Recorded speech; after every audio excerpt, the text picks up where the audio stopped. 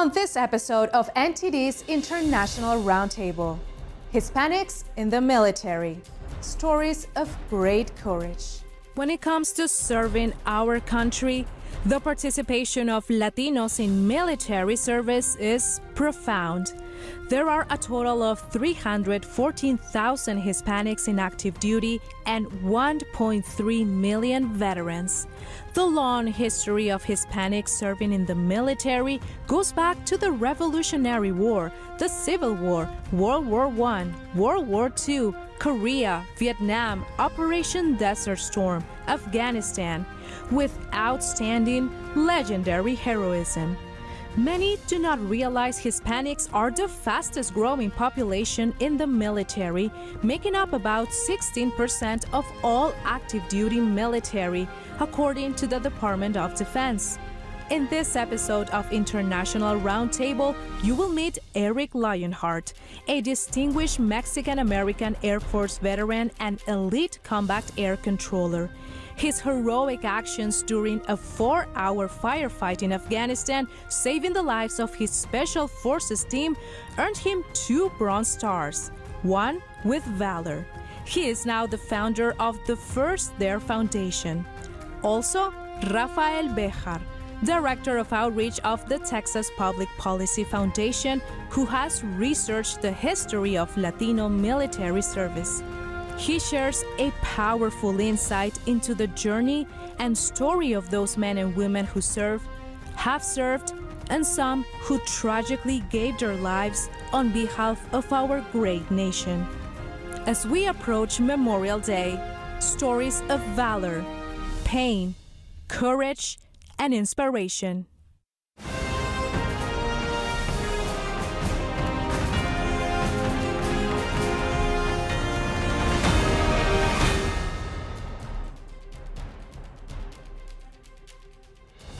George Marshall said, "The soldier's heart, the soldier's spirit, the soldier's soul are everything."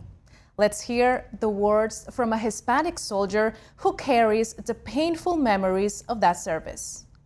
Like the Vara brothers, 6 Mexican-American brothers who all fought in different theaters of World War II, and one of whom, Rudy, was among the first to witness the horrors of the Nazi concentration camps. Somos valientes en el campo de batalla, pero muy cobardes para recordar los acontecimientos. Una señora, un esqueleto, se hincó para besar mis botas, para decirme gracias. Welcome to International Roundtable. I'm your host, Pachi Valencia. Today, we'll learn about immense courage and patriotism of the millions of Latinos that have served in the U.S. military. It's time to meet our panel. Eric Lionheart, a first-generation Mexican immigrant. Eric served in the United States Air Force in security forces into the elite combat control team. He fought exclusively in Afghanistan, earning 2 Bronze Stars, one with Valor for his heroic actions during a 4-hour firefight. Also, Rafael Béjar, Director of Outreach for the Texas Public Policy Foundation. He's a former Texas Regional Director of the Libre Institute. Welcome to both of you. Eric, I want to start with you. In that clip from Rudy Vara, a World War II Hispanic veteran, he details the horrors of war clinging to the soldier. And you have experienced that yourself, this horror of war. Tell us your experience. And thank you for having me during this period. And it's an honor to sit here with you.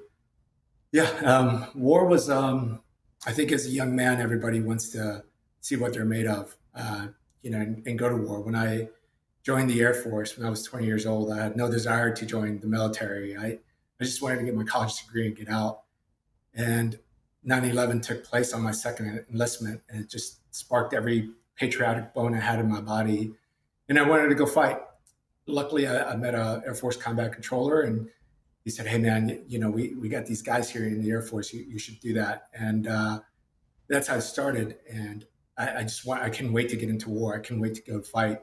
And, after the 2-year pipeline, which a lot of guys don't make it through, but I was one of the lucky ones, you get some more training and then you start going to war. And it's surreal. It's surreal to be there. And the best thing is that you're surrounded by men that are just like you, that have the same belief, at the time was God and country. And when you go to war, it's, I tell people, God made some of the best things, which are human, and some of the worst things that are also human. And we start looking at the violence and what another human can do to another. It just sticks with you. And it's in Afghanistan where I fought, it was, it's just hard to believe what somebody else can do to someone just because of what they believe in or what gender they are, or it's just violent. And when I said earlier, when you're young, you can't wait to go to war. And it might sound strange to some of your viewers, but I really enjoyed it. I loved being around my element. The thing that haunted me after I left was the loss of my friends. My survivor's guilt was tremendous. And in fact, my last deployment, my team leader, who was with my ODA, was killed in an insider threat 2 weeks after I had just left. And that shook me to my core. I didn't want to go back. And I just knew I can protect my team. And part of being a combat controller when you're assigned to these special forces teams is to protect the team above all else. And the policies we had in time were not the greatest for fighting. And after you lose guys that you love that way, it just starts haunting with you. And if you ever seen a mother cry over a casket, it's a terrible feeling. And that's, to me, we're gonna touch on that specific topic when it comes to the trauma left with the soldiers. But Rafa, you have researched the long and important history of Hispanics serving in the military, like Eric, and even going back to the Revolutionary War. Share it with us. Absolutely. There are many stories of brave men, Hispanic men, Latino men, just as Eric, throughout the years. Hispanics have a rich and extensive history of serving in the U.S. military, dating back to the Revolutionary War, and we participated in every major conflict, including the Civil War, the World Wars, obviously and the modern military operations. And we have 60 Medal of Honor winners throughout all this time period, throughout this history.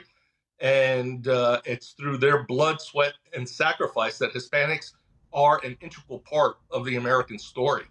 If I may, I'll pull out one or two of the more significant Hispanics in each one of the conflicts, right? So you have in the American Revolutionary War, you have Bernardo de Galvez. He was actually not an American. He was the governor of Spanish Louisiana, but he tremendously helped the American patriotic cause by fighting the British in Florida, disrupting British shipping, and also it was through de Galvez's efforts that the famous Tejano cattle drives came from Texas, or what was known as Texas, to the U.S. colonies to help feed them by providing beef and leather. You also had a person by the name of George Farragut, who was originally a Spanish naval officer, and then he joined the South Carolina Navy, and he fought at the siege of Charlestown, where his arm was broken by a cannonball, and he also fought in the famous Battle of Cowpens. He also fought in the War of 1812.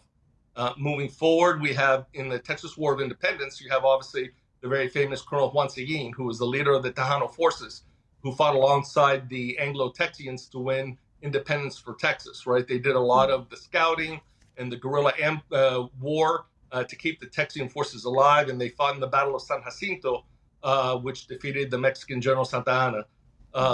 In the Civil War, Latinos were as divided as the rest of the nation. We had Latinos serving both in the Union Army and in the Confederate Army.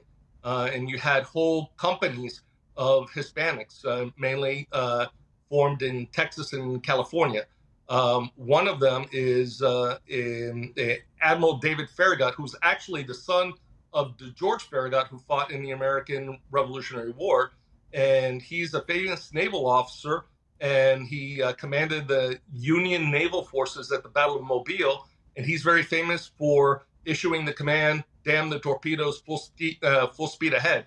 And not only that, but because of that and many other acts of bravery, he was promoted to be the first rear admiral, the first vice admiral, and the first admiral of the U.S. Navy. And then on the Confederate side, you had Colonel Santos Benavides from the Laredo area, and he led a company of Tejano Confederate soldiers who fought in various battles, including the very last battle of the Civil War, which was fought in Texas. In World War I, you had two, marvelous examples of very brave Latinos. You had Nicholas Lucero, who was just 19. He was a 19-year-old boy from Albuquerque, and he received the French Croix de Guerre, which is, very high honor for destroying 2 German machine gun nests and maintaining constant fire for 2 hours during World War I. And then you also have the story of Marcelino Sedna, who was actually a Mexican living in the United States. And ironically enough, he was picked up and he was about to be deported. And he joined the army instead. And through various acts of bravery, he rose to be the highest decorated Texan in World War I, and was the first Hispanic to receive the Distinguished Service Cross. That's a very impressive list. II, oh, yes. Yeah. That's a very impressive list, Rafa. Thank you for sharing that. But Eric, you are a Mexican immigrant, like all these heroes that Rafa just mentioned. Were a lot of the guys you served with Latinos too? Absolutely. I think most of my teams were made up of white men and Hispanic men. There was I'm sure there was other races in there, but it was, for the most part, it was Hispanics and white males that we went to war. I don't know why that is, but that's where all my teams were made up of. And Rafa, if you can tell us one of the reasons why Latinos were so interested in joining the U.S. military, even back to the Civil War, what would you think was the motivation behind? Yeah, I think that, Latinos are very brave, they're very patriotic, very loyal. So you have that, and you also have there's the whole, I guess the glorification of going to war and, protecting or fighting for one's, country or for one's, homeland. And then also, certainly, back in the day, back in history, many of them wanted to prove that they were just as American as everybody else. And they wanted to show that, right? Back in the old days, we had, much more prevalent racism, and they wanted to show that, they were as American as anybody else, and they wanted to fight for their civil rights in this way and prove themselves. Okay, so let's take a look at this clip. I want you to look at this Hispanic soldier who really showed his love for America. My father said, he's 18, he's a citizen, that's his duty. And I never thought otherwise, that I wouldn't go or that I shouldn't go. They were often relegated to Mexican-only neighborhoods, schools, theaters, churches.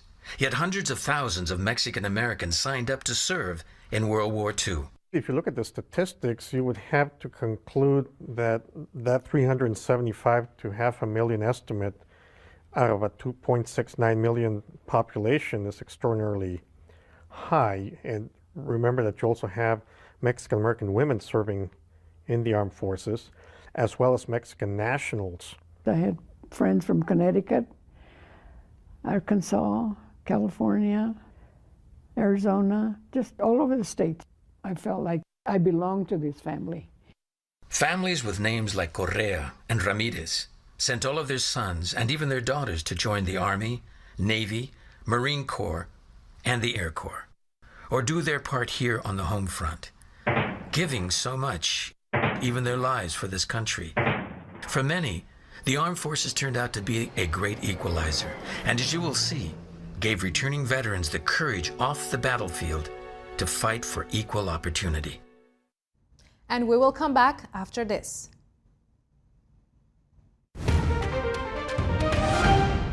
La pintura al óleo tradicional, inspirada en lo divino, genera compasión. Las obras de arte creadas en la verdad y la belleza iluminan el camino hacia la bondad. Redescubra el arte tradicional, reviva la cultura clásica. Cordialmente invitamos a pintores al óleo de todo el mundo a participar en el 7º Concurso Internacional de Pintura Figurativa de NTD, una celebración del realismo clásico. Visite oilpainting.ntdtv.com. Enfóquese en la belleza, muestre la naturaleza, comparta la bondad, sienta la rectitud. 2025, el 5º Concurso Internacional de Fotografía de NTD. Capture los momentos más hermosos a través de su arte. Sus obras se exhibirán en galerías y en múltiples plataformas en línea, para que el público las admire y las coleccione. Visite foto.ntdtv.com.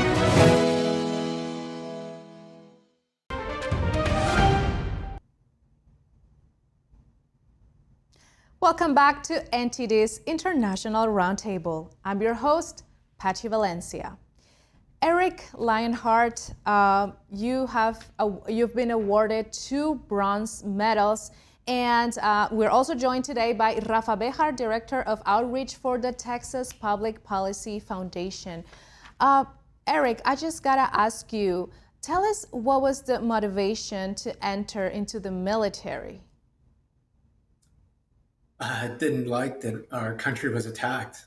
I didn't like that innocent people died in those World Trade Center towers, and I was an able man. I was 26. Well, I was already in the military. I was 20, but I cross-trained with the Special Forces, the combat control teams when I was 26. And yeah, I wanted revenge, to be honest with you. I just wanted them to pay for what they did to our country. And Eric, can you tell us more about the 4-hour firefight in Afghanistan? Sure. That was it was our second day in country. The ODA, I was with the Army Special Forces team I was in, had just ripped in or had just gotten in place, and I had just joined them, today, so like I said. And we had gotten attacked the first day that I was there. That picture you showed earlier when I'm shooting over a berm, I had been in that compound for maybe 6 hours before we got attacked on 2 sides.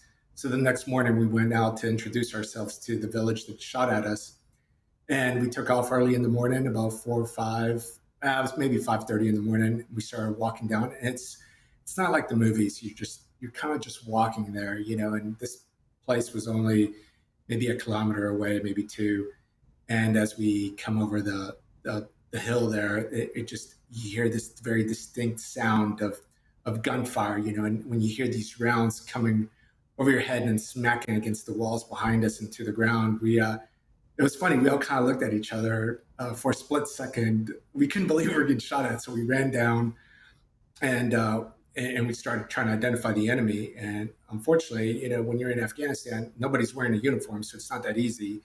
And the air that I had scheduled for that day to cover us had canceled due to a maintenance problem. So we didn't even have the Predator, which was an armed drone overhead.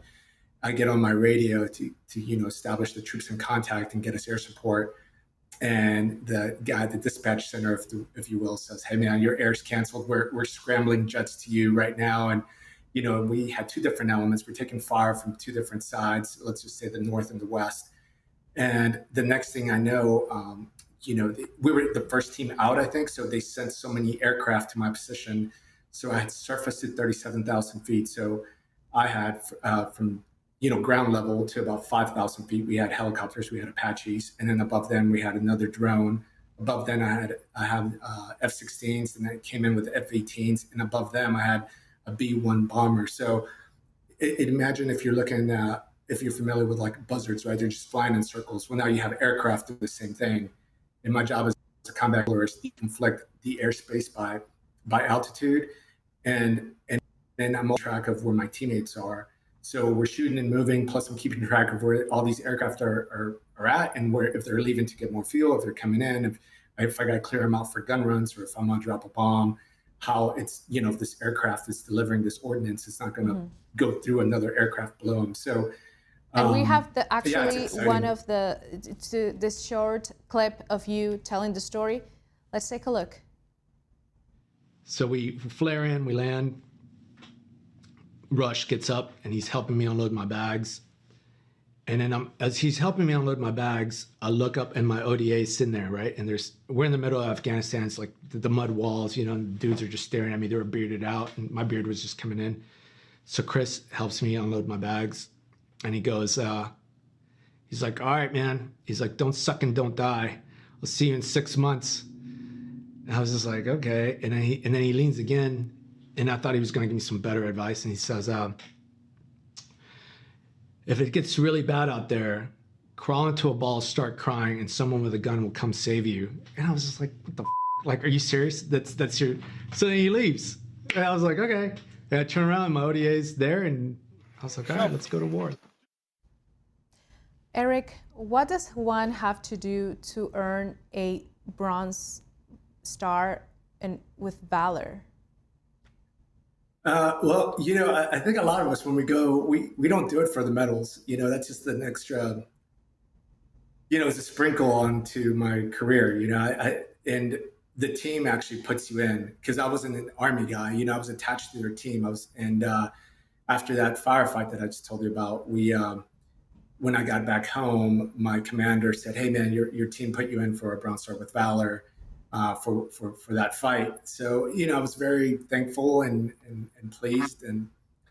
I still keep in touch with some of those guys. And it was my honor to be with them and to make sure everybody got home safe. But I didn't do it for the medals. The Bronze Star, it's a recognition of your valor out there. But for us, we just did it because of love for each other. And I didn't want anybody to get hurt or die and see their kids cry or their moms have that pain. So to tell you the truth, I just did what I was supposed to do.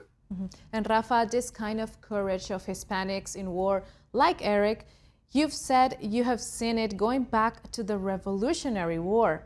Is there any incident that stands out to you from this? Each and every one. We have, brave men, brave soldiers, and airmen, and naval personnel that they go above and beyond. But many of them, they don't do it for themselves, as Eric said. They do it for their buddy, and that's part of being in the military. Is the whole team mentality, right? And that you're out there really fighting for each other. And protecting each other, right? And but there's plenty of instances where you have individual acts of courage, and then you have whole units of courage. There's the 65th Infantry Regiment from Puerto Rico, known as the Boriqueños, and they are famous for in the Korean conflict for doing what is probably the very last fixed bayonet charge in the U.S. military, and they did it against a whole division of Chinese soldiers. Mm-hmm. So it's just the acts of valor are just incredible. And Rafa, what would you say will be like the pattern here of Hispanics during the war? What makes them go above and beyond? Yeah, quite honestly, I think it's just within their nature. It's within the blood. And everybody has their own motivations, and sometimes those motivations change a little bit. A lot of it, is, the excitement of young men, going to war. That quickly fades, once the reality sets in. And then a lot of it is, for, recognition, for standing, for respect. But ultimately it just comes down to, when you're there and you're in the service and you're in the field and you're in the mud or the desert or whatever, you're out there just really, looking to protect your buddy. All right. So when we come back, we're going to learn more from Rafa about Hispanics who served in the United States military all the way back to the American Revolution and Civil War. So stay with us.